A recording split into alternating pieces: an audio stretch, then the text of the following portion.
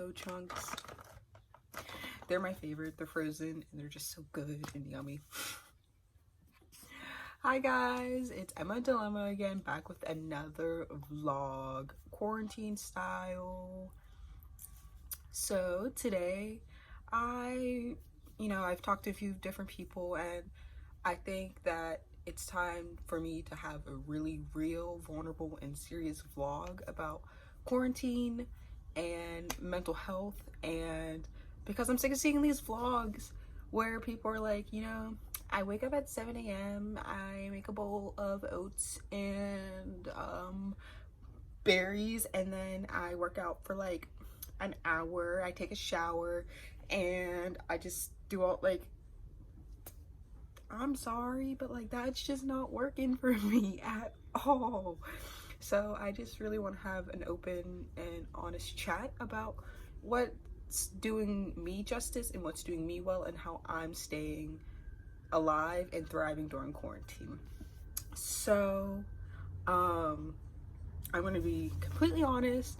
I finished up school a few weeks ago. I don't even know what day of the week it is, but honestly, it's the best thing that happened to me because it was taking such a toll on me mentally, emotionally, spiritually, and physically. Like, I saw my mental health literally just like, I was having panic attacks. I was just crying. I was not getting out of bed. I was just not doing anything I was supposed to. And, it was really crappy, and I barely finished the semester. I didn't do as well as I intended to do. I've been talking this whole time, and I didn't realize that there was a flipping train and car in the background. So anywho, so I just, I really plummeted and I really hit a dark spot, and I wasn't very open about that. Very few people, witnessed it, saw it, or even heard about it. So it was a very trying time for me personally because, I had been ignoring the signs that my mental stability and health had been going downhill this past semester. Basically, I was having panic attacks on a regular basis. I was isolating myself. There'd be a week or so where I would just have to email my teachers and be like, hey, I'm having a real bad week. I can't get out of bed. I don't know how I'm doing this, and turning all my work a week late. And if you know me, I am your type A person. I got a planner, I got a planner on my phone, I have it written down on my hand, like I have it together, and I try to be very timely, and I pride myself in, getting things done. And it just, I was falling into a hole, and like I was trying to dig myself out because, ooh, your girl is busy and it is hard. But I am thankful that this quarantine happened, in a sense that it brought me home and it allowed me to kind of take a break, in a sense, and start regrouping myself. And I'm really thankful because that is truly something that I needed to do. I was in denial that I needed to do. I had this impression that, oh, I'm away at school, I'm doing fine, I'm thriving, call my mom, how are you doing? I'm doing fine, I'm thriving. But like, I wasn't being honest with myself. I wasn't being honest with her about or my family at all, about what was happening inside of me, inside of my mind, and inside of my thoughts. And so I am thankful that this is kind of like a blessing in disguise, that it's allowed me to really focus on me, becoming the best me, the happiest me, and who I want to be. And I think that's truly something that I think everyone needs to take from this quarantine. Yeah, it sucks. You can't go hang out with your friends every day and do hood rat things. Yeah, it sucks that you can't go get your hair done. But this is really a time to focus on you and yourself and improve yourself, because there is only one you, and you have to live inside of this head for the rest of your life. You need to make it a good and beautiful place to be. So that's kind of been my philosophy, and it's been getting me through this whole entire, time here. I will start story time. I will go back to about last summer. last summer I was officially diagnosed with anxiety, depression, and they were in the midst of a third diagnosis of possibly being bipolar disorder. And so they had started me on some medications to see, how I would go, and it went well. Like, it worked. It did what it was supposed to. I was functioning really well and highly once again, and and then I had an issue with my insurance, unfortunately, and I had to stop. And that, set and stop on that type of medication is not recommended at all. That's really was the start of like the panic attacks and the really, really just violent mood swings and the isolation and the breakdowns on a regular basis, because it really showed me that I was like, I'm not where I like to be mentally, personally, and where I thrive and where I'm able to function. And so, I'd spent just those, ever since the fall, just on autopilot on this. And I was just, going to class, doing well, doing what I was supposed to. And I was kind of hoping that maybe along the way that like people would notice that I'm not myself. And you really can't expect that when you put on such a show, because like no one's gonna always be like, you're not yourself. Like, especially if you're putting on such a performance. Like, I should win an Oscar at this point. And tonight, Emma Peoples will be awarded Actress of the Year. Psych, no. But like, I just really, and then come around, Christmas break, and I wasn't doing well, and spring break comes along, I finally get to come home and kind of detox and relax. And I'm really thankful that I got to come home and just kind of take that time and just relax and turn into me who I want to be. Because as someone who was who really thrives off of structure and thrives off of being busy and just having a million things to do and a bunch of tasks to complete to keep them motivated, I lost so much joy. And I just, would never go out with my friends and, never really hang out, because it's just like, I didn't want to. And I pushed away so many people and so many relationships because of what I was going through myself. And it's, a really sad moment, because like I wasn't able to be authentic and open about what was happening in my world because of what's happening in my mind. And it really sucks, and it's a learning curve. And so I've really been trying to like make things into better for me personally. So while I've been home, my schedule it was kind of like, I'm gonna wake up at 2 and then do all my homework, and then eat lunch, drink coffee, sit outside, watch TikToks for like 6 hours, and whatever I do. And just like, then I'd be up till like 2 o'clock in the morning, and then I'd go to sleep when the birds were chirping, and then I would wake up well into the afternoon, and it was just it was so crappy. And I've been working with my doctors and psychiatrist again, thankfully, because I've gotten health insurance and I can now afford to seek help that I need. And yeah, so we've all been working together to diagnose me, evaluate me, and seek counseling and help when needed. So that's really been an awesome experience for me currently. I go to therapy once a week with this really awesome woman who's, we're doing cognitive behavior therapy, CBT, and we're just really focusing on identifying triggers, identifying these deep, dark thoughts, and trying to replace them with better and happy and healthy thoughts. And, it's really been a lot, because one of my newer diagnoses is obsessive compulsive disorder. And I didn't think that I had OCD, like I'd always be like, oh, it's like someone would be like, oh, you have OCD, like, and I was just kind of like, okay, yeah, whatever, like, it is what it is. Like, I like things how they are. I, routinely check locks and doors, and I just have this need to always like follow through and do certain things, or else like I like freak out and spaz out. Like a great example is if I legitimately, here's a story time. I was going out for Valentine's with my boyfriend, and we were doing laundry before our painting with a twist night, and I didn't get to finish putting my laundry away, and we had to leave, and I legitimately had a full-fledged mental breakdown because I couldn't finish my laundry. And I didn't stop until after I finished my laundry, and then we left.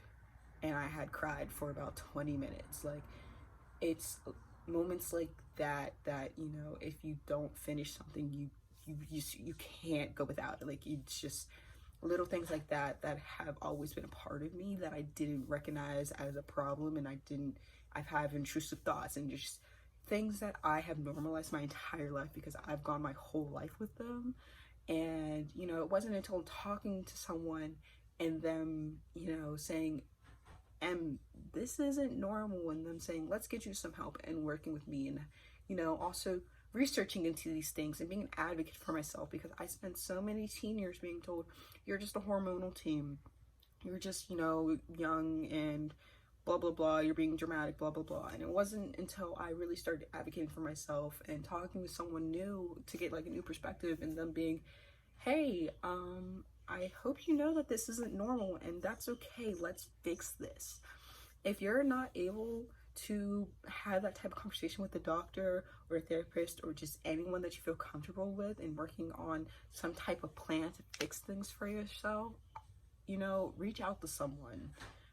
Like, there's so much telemedicine right now in these times, and there's so many online resources and whatnot. And I know that there's things like insurance and money, and you know, not having a car personally to like that really hold you from getting the help that you need. But please be an advocate for yourself, and because there's only one you, there's only one mind, there's only one body, and you have to live there the rest of your life. So if it's not, you know, a well-oiled machine, then what's the point, you know? Like, I have been really selfish too during this quarantine, you know, whether I have a lot of clubs and activities that I'm a part of and a lot of leadership roles, and you know, I haven't really responded or done anything that I was, you know, that's typically asked of me, because I just don't have the energy or the mental capacity. And you know, I felt so guilty for such a long time, and I think coming to terms with that, it's okay to say no to plans, and it's okay to say no to things if you're not in a space to handle it. Like, you don't have to feel guilty just because you don't want to do something, or that you know that it's going to drain you. And you know, you don't have to respond to a text message, you don't have to check in on social media, you don't have to respond to someone's Snapchat or something. Like, I have truly kind of, you know, fallen off of the grid for the most part, except for like the occasional videos and just, you know, daily snaps I send to my friends maybe, and you know, the text messages and FaceTime calls. But like, you know, I just don't entertain anything that is unhealthy and not for me. And you know, I used to feel bad about it. Like, I've cut so many people off in this past year or two, and it's just like, you know, if you're not bringing me any joy and you make me feel crappy about myself, and you know, bye, thank you, bye. I'm a grown woman. I don't need that. And you know, that's okay. And being able to realize I don't need to entertain anything that's not for me, and that's okay. So everything, you know, has been a journey, but I'm thankful that I have, you know, my family, my friends, my boyfriend, who have all been there with me through this right now, and you know, them understanding how hard this is. And you know, when people come to me, I always tell them that it's okay. Like, you should never let someone invalidate your feelings. It may not be as severe as yours, it may not be as insevere, but like, if you need to vent to someone and they make you feel crappy about venting, block them right now. Dead serious, block them right now, because I will drive to their house and fight them for you, okay? not seriously, no, I don't know how to fight. I went to a Catholic school my whole life. I legitimately don't know how to fight.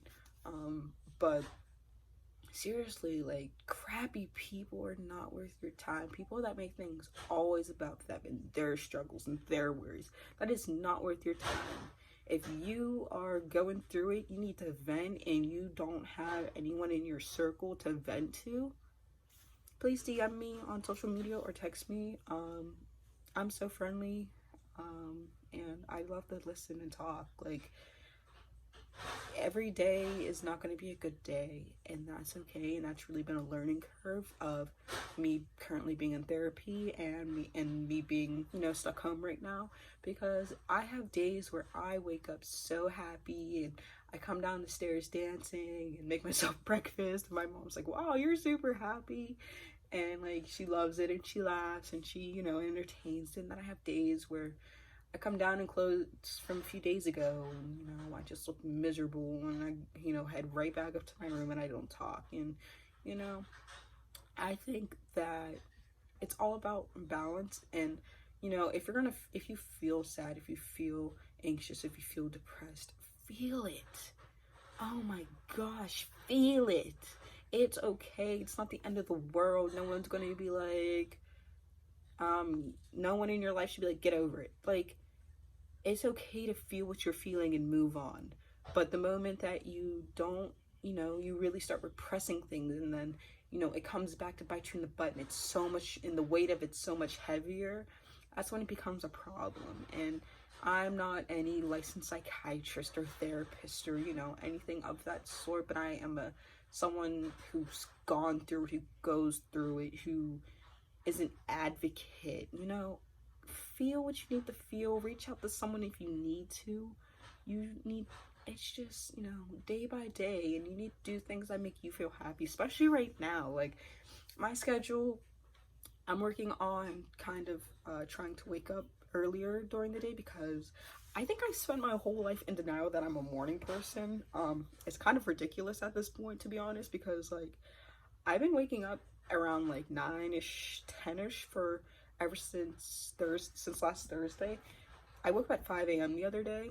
My boyfriend wasn't happy. I literally irritated him until he woke up and entertained me. But like, I literally love it. Like, I love the way that I feel in the morning. I love the, you know, just like the world that early, because it's not fully, you know, adjusted, and it's something that's really working for me. And I, you know, maybe try it for a week or so, and if you hate it, go back to sleeping in late. But I'm telling you, once you start waking up, you know, even if it's you start at 11 and you go to 10, you go to 9 or something, like that is, you know, that hour or so of waking up earlier, that means an hour earlier that you go to bed, because you're going to see the same post that was posted. You know, you go to bed at 9 p.m. You're going to see that post the next morning, whether you see it at 9:03, 2 in the morning, 3 in the morning, or 10 o'clock the next day. Like, it's still going to be there, and it's okay. And it's okay, you know, someone texts you at night and you don't respond. Like, you need to get sleep. You need to focus on you. And that's also been something I've really been trying to do, is like, past a certain time, I literally just, oh my God, there's so many cars.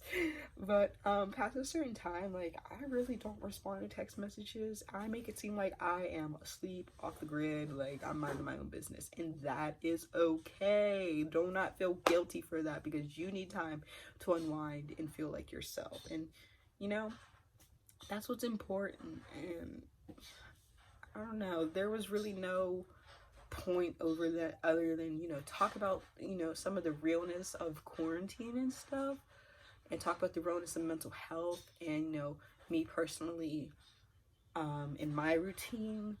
But, you know, I think that everyone needs to really take this time and kind of, you know, work on them, be the best them that they can be. You want to freaking, I don't know, become an Olympian jumper during quarantine? Go ahead. You want to bake 7 loaves of sourdough a week? Go ahead. Do what makes you happy, and that's all that matters. And make sure that you're making this mind and this body a lovely place to be, because you only have one. don't get another one. Don't get another chance until maybe another life. So make sure that it's just going well. I'm going to share some of the things that I've been doing to keep me occupied. So one is photography. In my last haul video, I talked about how I bought a camera, and you know, I take pictures a few times a week, and even if it's just the same flowers in my yard, you know, I've really been playing with the settings and whatnot, and learning how to take different types of shots and whatnot. So that's awesome. I also have started bullet journaling, which I absolutely love. I got this from Hobby Lobby along with along with these awesome highlighters. They're the zebra midliners. I love them. And you know, it's really awesome because it's kind of turned more into an art journal for me personally. This is where I put a lot of my doodles and my daily mental journals, and you know, just anything that like really pops into my mind. Thirdly is my planner. I know it's crazy because you think school's over, you don't need to plan, but honestly, this has been such a beneficial thing for me right now, is to like, you know, I like to write down everything happening in Emma's world. So being able to just, you know, still continue to do that is something that really is helping giving me structure, and really like happy that I get to do it. And lastly, I would say is a book, whether it's a reading book, a coloring book, I don't know, whatever. Why is everyone in my life so loud right now? I genuinely would like to know. But I bought this book. It's called Burn After Reading, and you literally, you know, you flip to a page and you answer it, and you be honest and authentic, and you have the option to legitimately, after you write every single, you know, you bare your soul into these pages, go ahead, burn it, hide it, you know, save it for your kids in 25 years or something. Like, do what makes you happy. And I think that finding your own personal balance, you know, not listening to people on social media talk about their balance is so important. Drinking plenty of water is so important. Eating fruits and veggies, stepping outside of your room and sitting on the porch for like 2 minutes, if that, basking in that vitamin D, opening up the curtains, burning a candle you really like, you know, dancing with your headphones in your room. You know, really find little moments right now that are just making you happy and happy for you. And you know, I really hope that this video wasn't a bunch of rambling, and I hope it comes off as authentic and happy as I was, you know, hoping it would be. But you know, I'm here, I'm an advocate, I am someone who goes through this daily, and I just want to let people know that it's okay. Like, your self-worth is not measured by productivity right now. It's okay to not respond right now. It's okay, you know, we're in a flipping pandemic in 2020. Like, how many people literally would have thought that we would have the Miss Rona floating around right now? Not me. Man, it's flipping May, and I was expecting, you know, start my internship and all of this awesome stuff, and you know, like I got laid off because of the times, and it sucks. And so, you know, what are you gonna do? Roll with the punches. So have a great week, everyone. Thank you if you made it this far. Please like, comment, and subscribe. Reach out to me if you ever need me, and I mean that from the bottom of my heart. So, thank you.